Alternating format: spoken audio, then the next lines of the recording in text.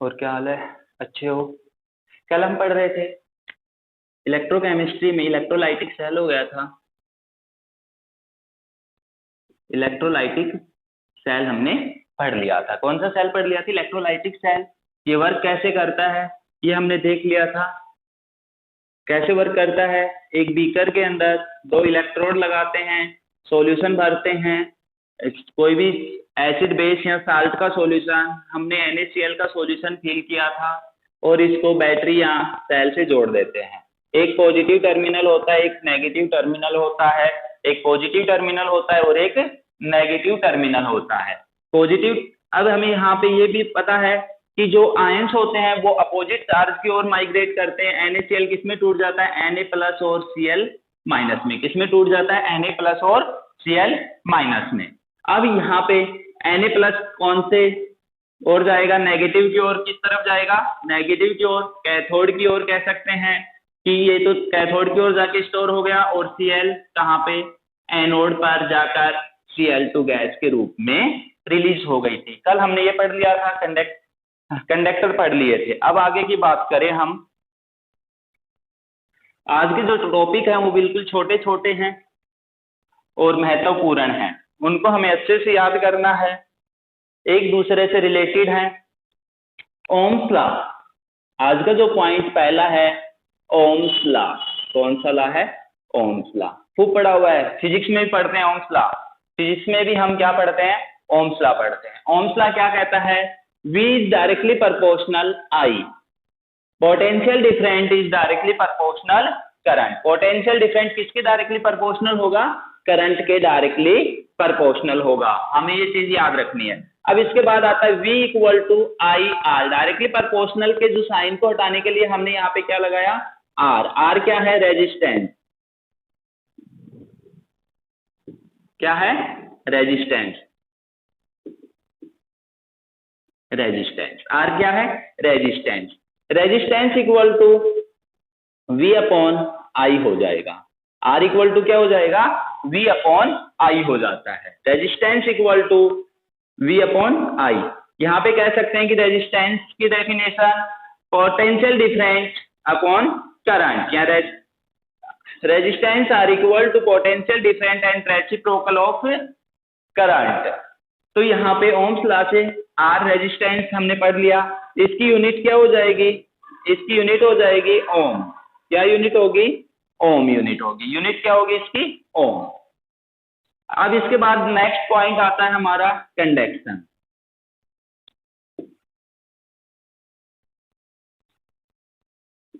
Conduction, conduction क्या होती है? कंडक्शन हमें पता होता है कि कोई भी जो कंडक्टर होता है उसमें से इलेक्ट्रिसिटी पास होती है। उसमें से क्या पास होती है? इलेक्ट्रिसिटी पास होती है। कोई कंडक्टर ज्यादा इलेक्ट्रिसिटी पास कर देता है, कोई कंडक्टर कम करता है, कोई जो होता है बैड कंडक्टर कहते हैं, उसमें से बिल्कुल भी इलेक्ट्रिसिटी पास नहीं होती। तो ये कंडक्शन किसके ऊपर डिपेंड करेगा? कंडक्शन डिपेंड रेजिस्टेंस के ऊपर करता है। किसके ऊपर डिपेंड करता है? रेजिस्टेंस के ऊपर डिपेंड करता है। कंडक्टर किसके ऊपर डिपेंड करेगा? R के ऊपर। R के ऊपर कैसे डिपेंड करेगा? G equal to 1 upon R। क्या हो जाएगा?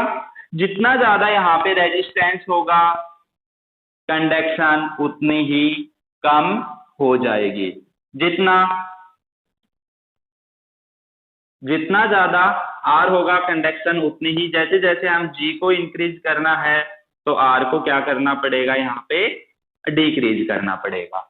जैसे जैसे R डिक्रीज होगा G कंडक्शन इंक्रीज होगी। तो यहाँ पे समझ गए होंगे कैसे डिपेंड है। R इक्वल टू हमने पढ़ा था क्या? R equal to V upon I। तो G इक्वल टू क्या हो जाएगा? R की जगह क्या लिख दें? V upon I। तो यहाँ पे आ जाएगा I upon V। Conduction equal to I upon V भी कह सकते हैं। तो ये पॉइंट हो गए होंगे। ओम्स लॉ क्या है? Potential difference is directly proportional current. यदि हमारे पास इसमें R का एक ग्राफ देखा जाए V और I के बीच, तो जैसे जैसे हम क्या करेंगे? V बढ़ाएंगे तो I भी बढ़ेगा, करंट भी बढ़ेगा। इसके बाद कंडक्शन में हमने देखा कंडक्शन किसके ऊपर डिपेंड करता है? रेजिस्टेंस के ऊपर डिपेंड करता है। किसके ऊपर डिपेंड करता है? रेजिस्टेंस के ऊपर डिपेंड करता है। कैसे डिपेंड करेगा? जैसे जैसे हमें आर डिक्रीज करें, घटाएं, तो वैसे वैसे कंडक्शन बढ़ेगी। तो ये दोनों पॉइंट आप समझ गए होंगे। आपको ये चीज अच्छे से समझ में आ रही है। आप वीडियो को लाइक कीजिए, वीडियो को शेयर कीजिए, ताकि ये वीडियो ज्यादा से ज्यादा लोगों पर पहुंचे। इसके बाद नेक्स्ट पॉइंट है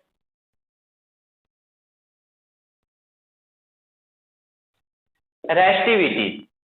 क्या है? रेस्टिविटी। रेस्टिविटी क्या होती है? ये भी किसके ऊपर डिपेंड करती है? रेजिस्टेंस पे। किसके ऊपर डिपेंड करती है? रेजिस्टेंस पे ही डिपेंड करती है। R is directly proportional L. Resistivity क्या होती है कि कोई भी कंडक्टर जो होता है उसमें से कितनी इलेक्ट्रिसिटी पास हो रही है। R is directly proportional L और R is inversely proportional cross section area. दो पॉइंट पर डिपेंड करता है। रेजिस्टेंस हम बात कर रहे हैं, रेजिस्टेंस डिपेंड किसके ऊपर करता है? R is directly proportional L. जितनी ज्यादा लेंथ होगी आर उतना ही बढ़ता चला जाएगा। यदि हम क्या करें? वायर का क्रॉस सेक्शन एरिया इंक्रीज कर दें। क्या करें? वायर का क्रॉस सेक्शन एरिया इंक्रीज कर दें तो आर क्या हो जाएगी? घट जाएगी। हमने देखा होगा जो हमारे घर में वायर होते हैं वो बहुत पतले होते हैं, लेकिन जो पोल टू पोल वायर होते हैं उनकी मोटाई हम देखते हैं घर के अंदर ही जो वायर यूज होते हैं उनसे ज्यादा हैवी होती है, और जो हाई टेंशन लाइनें होती हैं उनकी मोटाई और भी ज्यादा हो जाती है। तो यहाँ पे हम देख सकते हैं आर जितनी ज्यादा लेंथ बढ़ाएंगे आर उतना ज्यादा बढ़ेगा। अब रेजिस्टेंस को हाई टेंशन लाइन के लिए डिक्रीज करने के लिए हम क्या करें? क्रॉस सेक्शन एरिया बढ़ा दे, जिसके कारण आर क्या हो जाएगी? कम हो जाएगी। अब इन दोनों को एक साथ मिला के लिख दे, R is directly proportional L upon A. R is directly proportional L upon A. तो यहाँ पे यदि दोनों चीजें एक साथ हम लेंथ भी बढ़ा रहे हैं और क्रॉस सेक्शन एरिया भी बढ़ा रहे हैं, क्या कर रहे हैं? वायर की लेंथ भी बढ़ा रहे हैं, क्रॉस सेक्शन एरिया भी बढ़ा रहे हैं, तो आर ज्यादा डिक्रीज या इंक्रीज नहीं हो पाएगा। अब आगे लिखते हैं R equal to rho L upon A. R equal to rho L upon A. ये क्या है? रो। इसको क्या बोलते हैं? पी नहीं है, ये रो यूनिट होती है रो। अब क्या करें? यदि length of wire 1 centimetre and cross section area is 1 centimetre square ले लें। यदि यहाँ पे क्या करना है? Length of wire is 1 centimetre and cross section area is 1 centimetre square, then R equal to क्या हो जाएगा? रो के इक्वल हो जाएगा। हमने यहाँ पे R equal to rho 1 upon 1 L और ए रख दिया, तो आर इक्वल टू क्या हो जाएगा? रो। इसे कहा जाता है स्पेसिफिक कंडक्टिविटी या रेस्टिविटी। क्या कहा जाता है इसे? रेस्टिविटी। डेफिनेशन क्या बने इसकी? कि रेस्टिविटी की definition, if length of wire is 1 centimetre and cross section area is 1 centimetre square, then resistance equal to rho, it is called specific conductivity या रेस्टिविटी। तो ये दोनों पॉइंट आप समझ गए। अब इसके बाद नेक्स्ट पॉइंट आता है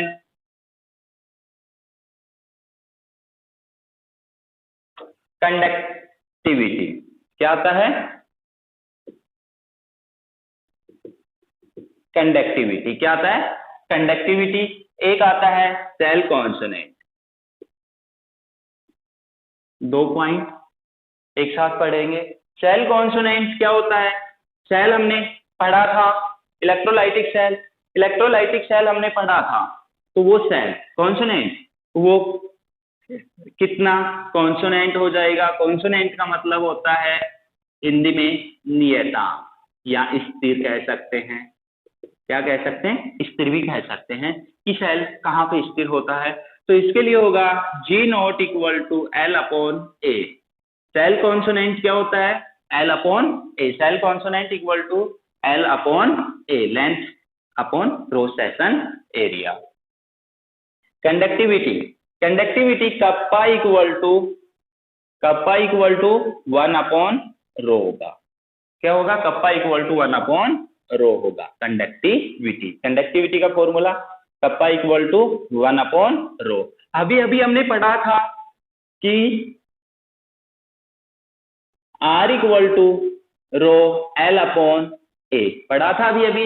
यहां से हमारे पास आ सकता है 1/ρ इक्वल टू 1/R L/A।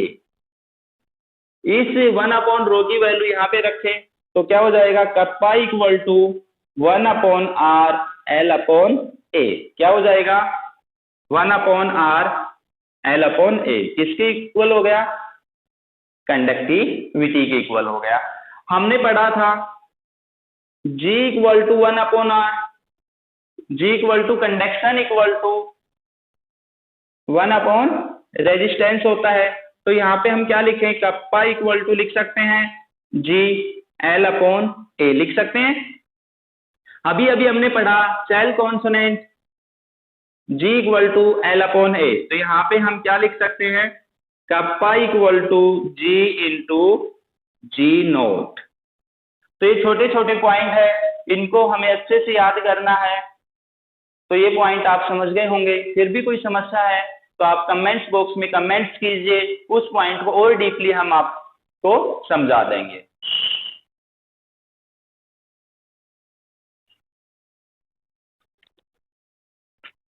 और क्या हाल है? अच्छे हो?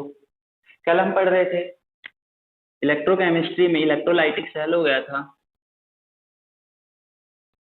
इलेक्ट्रोलाइटिक सेल हमने पढ़ लिया था। कौन सा सेल पढ़ लिया था? Electrolytic cell. ये वर्क कैसे करता है ये हमने देख लिया था। कैसे वर्क करता है? एक बीकर के अंदर 2 इलेक्ट्रोड लगाते हैं, सॉल्यूशन भरते हैं, कोई भी एसिड बेस या साल्ट का सॉल्यूशन, हमने NaCl का सॉल्यूशन फिल किया था और इसको बैटरी या सेल से जोड़ देते हैं। एक पॉजिटिव टर्मिनल होता है, एक नेगेटिव टर्मिनल होता है। एक पॉजिटिव टर्मिनल होता है और एक नेगेटिव टर्मिनल होता है। पॉजिटिव, अब हमें यहाँ पे ये भी पता है कि जो आयंस होते हैं वो अपोजिट चार्ज की ओर माइग्रेट करते हैं। NaCl किस में टूट जाता है? Na प्लस और Cl माइनस में। किस में टूट जाता है? Na प्लस और Cl माइनस में। अब यहाँ पे Na प्लस कौन से और जाएगा? नेगेटिव की ओर। किस तरफ जाएगा? नेगेटिव की ओर, कैथोड की ओर कह सकते हैं कि ये तो कैथोड की ओर जाके स्टोर हो गया। और Cl कहाँ पे? एनोड पर जाकर Cl2 गैस के रूप में रिलीज हो गई थी। कल हमने ये पढ़ लिया था, कंडक्टर पढ़ लिए थे। अब आगे की बात करें हम, आज के जो टॉपिक हैं वो बिल्कुल छोटे छोटे हैं और महत्वपूर्ण हैं।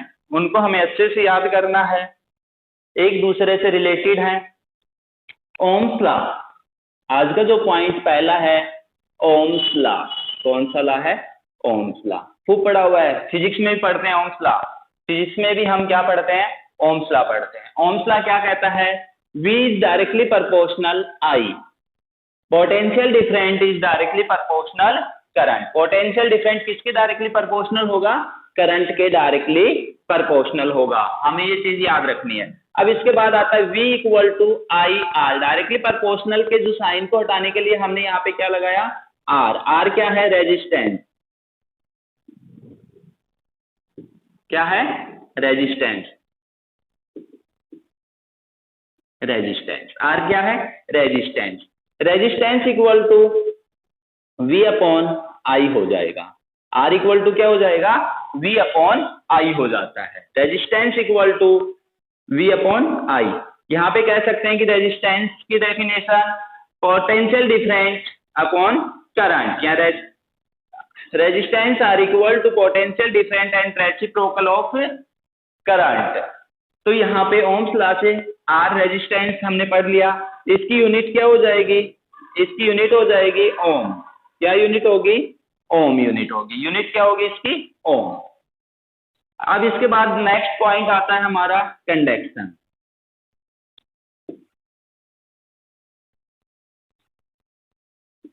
कंडक्शन क्या होती है? कंडक्शन हमें पता होता है कि कोई भी जो कंडक्टर होता है उसमें से इलेक्ट्रिसिटी पास होती है। उसमें से क्या पास होती है? इलेक्ट्रिसिटी पास होती है। कोई कंडक्टर ज्यादा इलेक्ट्रिसिटी पास कर देता है, कोई कंडक्टर कम करता है, कोई जो होता है बैड कंडक्टर कहते हैं उसमें से बिल्कुल भी इलेक्ट्रिसिटी पास नहीं होती। तो ये कंडक्शन किसके ऊपर डिपेंड करेगा? कंडक्शन डिपेंड रेजिस्टेंस के ऊपर करता है। किसके ऊपर डिपेंड करता है? रेजिस्टेंस के ऊपर डिपेंड करता है। कंडक्शन किसके ऊपर डिपेंड करेगा? आर के ऊपर। आर के ऊपर कैसे डिपेंड करेगा? G equal to 1/R। क्या हो जाएगा? जितना ज्यादा यहाँ पे रेजिस्टेंस होगा कंडक्शन उतनी ही कम हो जाएगी। जितना ज्यादा R होगा कंडक्शन उतनी ही, जैसे जैसे हम G को इंक्रीज करना है तो R को क्या करना पड़ेगा? यहाँ पे डिक्रीज करना पड़ेगा। जैसे जैसे R डिक्रीज होगा G कंडक्शन इंक्रीज होगी। तो यहाँ पे समझ गए होंगे कैसे डिपेंड है। R इक्वल टू हमने पढ़ा था क्या? R equal to V/I। तो G इक्वल टू क्या हो जाएगा? R की जगह क्या लिख दें? V/I। तो यहाँ पे आ जाएगा I/V। Conduction equal to I/V भी कह सकते हैं। तो ये पॉइंट हो गए होंगे। ओम्स लॉ क्या है? Potential difference is directly proportional current. यदि हमारे पास इसमें R का एक ग्राफ देखा जाए V और I के बीच, तो जैसे जैसे हम क्या करेंगे V बढ़ाएंगे तो I भी बढ़ेगा, करंट भी बढ़ेगा। इसके बाद कंडक्शन में हमने देखा कंडक्शन किसके ऊपर डिपेंड करता है? रेजिस्टेंस के ऊपर डिपेंड करता है। किसके ऊपर डिपेंड करता है? रेजिस्टेंस के ऊपर डिपेंड करता है। कैसे डिपेंड करेगा? जैसे जैसे हमें R डिक्रीज करें, घटाएं, तो वैसे वैसे कंडक्शन बढ़ेगी। तो ये दोनों पॉइंट आप समझ गए होंगे। आपको ये चीज अच्छे से समझ में आ रही है। आप वीडियो को लाइक कीजिए, वीडियो को शेयर कीजिए ताकि ये वीडियो ज्यादा से ज्यादा लोगों पर पहुंचे। इसके बाद नेक्स्ट पॉइंट है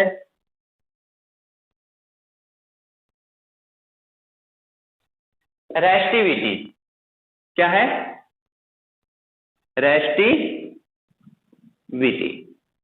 रेस्टिविटी क्या होती है? ये भी किसके ऊपर डिपेंड करती है? रेजिस्टेंस पे। किसके ऊपर डिपेंड करती है? रेजिस्टेंस पे ही डिपेंड करती है। R is directly proportional L। Resistivity क्या होती है कि कोई भी कंडक्टर जो होता है उसमें से कितनी इलेक्ट्रिसिटी पास हो रही है।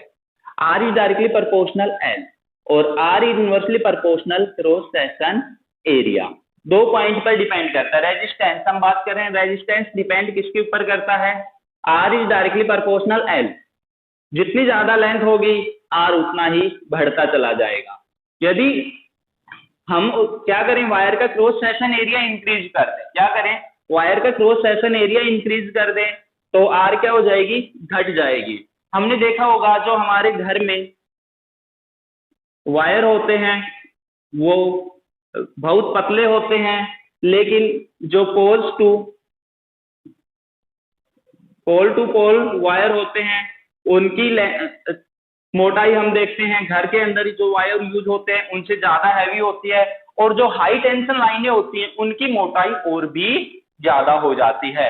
तो यहाँ पे हम देख सकते हैं R जितनी ज्यादा लेंथ बढ़ाएंगे R उतना ज्यादा बढ़ेगा। अब रेजिस्टेंस को हाई टेंशन लाइन के लिए डिक्रीज करने के लिए हम क्या करें? क्रॉस सेक्शन एरिया बढ़ा दे, जिसके कारण R क्या हो जाएगी? कम हो जाएगी। अब इन दोनों को एक साथ मिला के लिख दे R is directly proportional L/A। R is directly proportional L/A।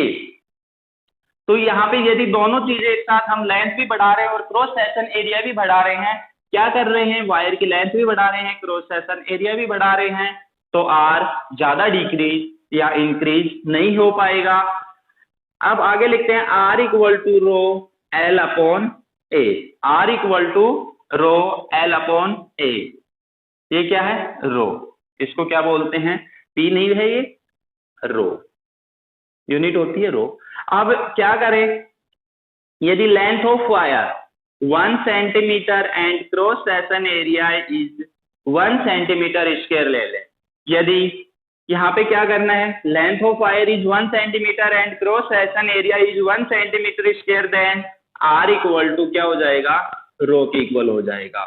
हमने यहाँ पे R equal to rho 1/1 L और ए रख दिया तो आर इक्वल टू क्या हो जाएगा, रो। इसे कहा जाता है स्पेसिफिक कंडक्टिविटी या रेस्टिविटी। क्या कहा जाता है इसे, रेस्टिविटी। डेफिनेशन क्या बनी इसकी कि रेस्टिविटी की definition, if length of wire is 1 centimetre and cross section area is 1 centimetre square then resistance equal to rho, it is called specific conductivity या रेस्टिविटी।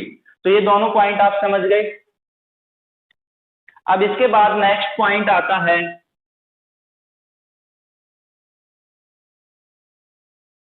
कंडक्टिविटी। क्या आता है, कंडक्टिविटी। क्या आता है, कंडक्टिविटी। एक आता है सेल कॉन्सोनेंट। दो पॉइंट एक साथ पढ़ेंगे। सेल कॉन्सोनेंट क्या होता है, सेल हमने पढ़ा था इलेक्ट्रोलाइटिक सेल, इलेक्ट्रोलाइटिक सेल हमने पढ़ा था। तो वो सेल कॉन्सोनेंट वो कितना कॉन्सोनेंट हो जाएगा। कॉन्सोनेंट का मतलब होता है हिंदी में नियतांक या स्थिर कह सकते हैं। क्या कह सकते हैं, स्थिर भी कह सकते हैं कि सेल कहाँ पे स्थिर होता है। तो इसके लिए होगा G not equal to L upon A.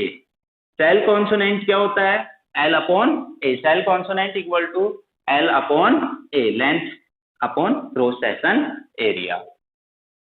Conductivity, conductivity kappa equal to 1 upon rho होगा। क्या होगा, kappa equal to 1 upon rho होगा कंडक्टिविटी। कंडक्टिविटी का formula kappa equal to 1 upon rho. अभी अभी हमने पढ़ा था कि R equal to rho L upon ए, पढ़ा था अभी अभी। यहां से हमारे पास आ सकता है 1 upon rho equal to 1 upon R L upon A. इस 1 अपॉन रो की वैल्यू यहाँ पे रखें तो क्या हो जाएगा, kappa equal to 1 upon R L upon A. क्या हो जाएगा, 1 upon R L upon A. किसके इक्वल हो गया, कंडक्टिविटी के इक्वल हो गया। हमने पढ़ा था G equal to 1 upon R, G equal to conduction equal to 1 upon resistance होता है। तो यहाँ पे हम क्या लिखें, कप्पा इक्वल टू लिख सकते हैं G एल अपॉन ए लिख सकते हैं।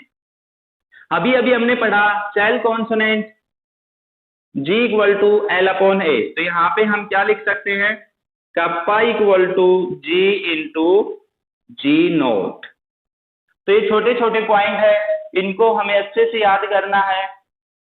तो ये पॉइंट आप समझ गए होंगे। फिर भी कोई समस्या है तो आप कमेंट्स बॉक्स में कमेंट्स कीजिए, उस पॉइंट को और डीपली हम आपको समझा देंगे।